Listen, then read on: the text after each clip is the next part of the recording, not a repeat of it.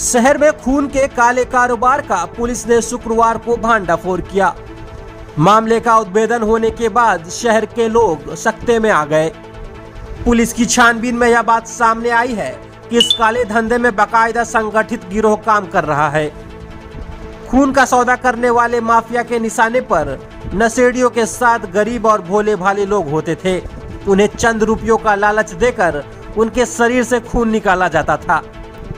फिर निजी व अवैध नर्सिंग होम में जिंदगी मौत से जूझ रहे जरूरतमंद मरीजों से जान बचाने के नाम पर सौदेबाजी कर मुंह मांगी कीमत वसूली जाती थी।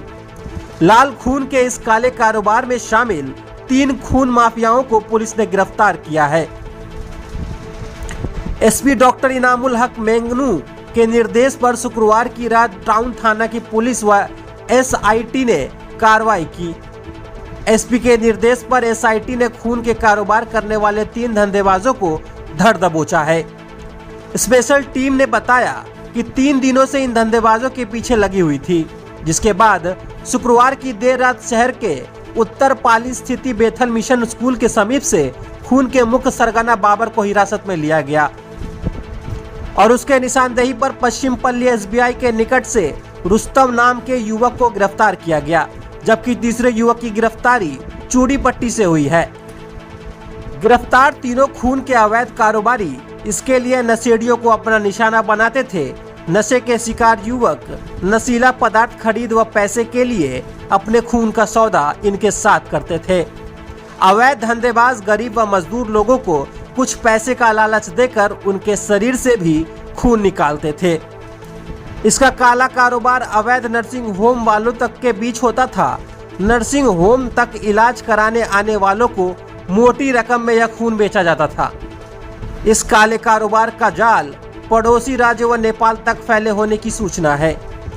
नशेड़ियों को कुछ पैसे देकर मोटी कमाई करते थे कारोबारी।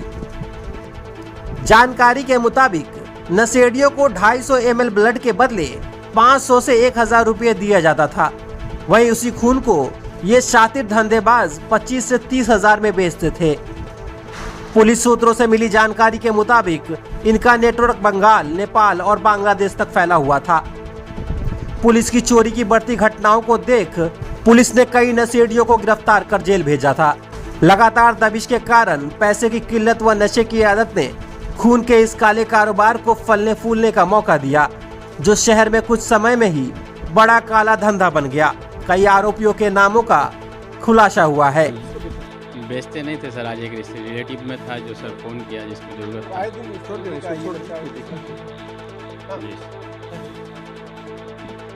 जिसके वजह से सर उनको फ़ोन किया कि एक भी पॉजिटिव चाहिए था। बाबर हमको कुछ पता नहीं सर, हमको मेरा मामा भेजे कि जाओ कुछ सामान देगा लेके आना, तो हम आए। मामा हमको नहीं बताया सर, हमको बताया तो हम आते फिर, हमको तो कुछ पता नहीं। हम मामा बोला कि कुछ, हम वो नहीं बोला कुछ देगा लेके आना। हम बाइक लेके आए उसका, बस खड़े थे, कुछ पता नहीं। सिरसी घर जी, जी यही रहते, पढ़ाई करते, पढ़ाई करते सर। सिरसी जी अभी तो घर से फाइनल करे मरवाड़ी कॉलेज। हमने सर, हम मेरा मामा है, हमको आज बोला कि जाओ तुमको कुछ देगा, तो हम गए।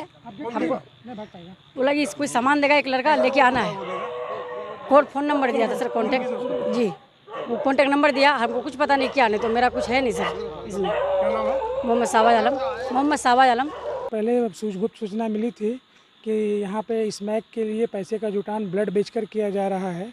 इसी पर हम सक्रिय हुए और काफ़ी गंभीर रूप से सक्रिय होकर के पता लगाए। पता चलने के क्रम में एक लड़के को पकड़े कि जब तुम्हारे पास कोई पैसा नहीं है तो तुम कहाँ से लाते हो ब्लड।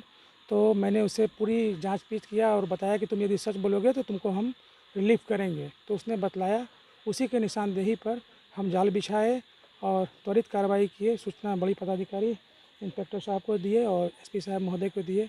फिर आदेशानुसार इस पर हम लोगों ने कार्रवाई किया और इस पर गंतव्य तक पहुंचकर रंगे हाथ ब्लड देते हुए जंगल से निकाले तीनों को। पहले एक रुस्तम को जंगल से निकाले, फिर वहाँ से ब्लड मिला, ब्लड डोनेट करने वाला सिरिंज सुई वगैरह सब कुछ मिला। फिर उसके निशानदेही पे जो पॉइंट पर डॉलर जो उठाता था उसे उठाए, फिर जहाँ ये टेक्नीशियन में मिक्सिंग करता था लैब में, वहाँ ए बी ग्रुप को निकाल करके वहाँ से फिर ये बंगाल और पूर्णिया सप्लाई देता था, सिलीगुड़ी भी सप्लाई देता था। इसका एक बहुत बड़ा गिरोह है। आगे जांच की कार्रवाई चल रही है और आदेशानुसार बेहतर कार्रवाई की जाएगी। ये हमको फ़ोन किए थे बाबुल भाई जी, हमको बोले कि बी पॉजिटिव का ज़रूरत है। हमने ठीक है मिल जाएंगे। हम खोजते खोजते शाम को मिला, करीब जिस टाइम आप पकड़े उसका आधा घंटा पहले से मिला। तो कलेक्शन करके उसका वो लड़का को हम 1000 रुपये दे दिए, वो चले गया घर, ठीक है। और जैसे हम निकले वैसे सर पकड़ लिया। तो बाबर को अब तक कितना डिलीवरी कर चुके हैं? अब तक में सर 10-12। डायरेक्ट बाबर को डायरेक्ट देते थे? जी सर। आज किसके थ्रू देना था? नहीं, इन्हीं को डायरेक्ट देते हैं सर। डायरेक्ट देते थे। कहाँ पर? बस चूड़ी पट्टी जहाँ बुलाते थे वहाँ पे जाते थे। आपको कितना मिलता था इससे मतलब? हमको 1500 रुपये मिल जाते थे सर। कितना अब तक निकाल चुके हैं? अब तक मोटामोटी 50-60 को निकाले सर। 50 साल। कैसे कैसे लोगों को आप टारगेट करते थे? किस तरह का लोगों को खून निकालते थे? डोनर कैसा खोजते थे आप? बस इन्हें खोजते नहीं तो मिल जाता था, बोलता था भैया हमको पैसे की ज़रूरत है तो मेरा काम निशाने करो। में कौन कैसा लड़का रहता था? बस नशा वाला सब। जी सर। जो इसमें लेता था उसको कितना देते थे? उसको 1000-1200 दे देते सर। कितना बचता है आपको इसमें? एक पे 200-300 बच जाता झूठ सर। बोल रहा है, लोग 3000 रुपया लेता था, इसमें लोग बांट करके देता था। नहीं सर, अगला कितना लेता नहीं लेता हमको नहीं पता सर। बताओ कितना देता है, इससे पूछे ना। रुस्तम नाम से। ये भी बेचता है। द्वारा ये सूचना साहब के द्वारा मिली थी कि कुछ लोग ब्लड बेचकर, जो भी स्मैकर है वो ब्लड बेचते हैं और ये लोग ब्लड खरीद कर ब्लड का बहुत बड़ा कारोबार करते हैं। उसी के दिशा में हम लोग के द्वारा आज शाम में पुलिस अधीक्षक महोदय के निर्देशानुसार कार्रवाई की गई, जिसमें 3 लोग पकड़े गए हैं, 1 लोग पहले से पकड़े हुए हैं।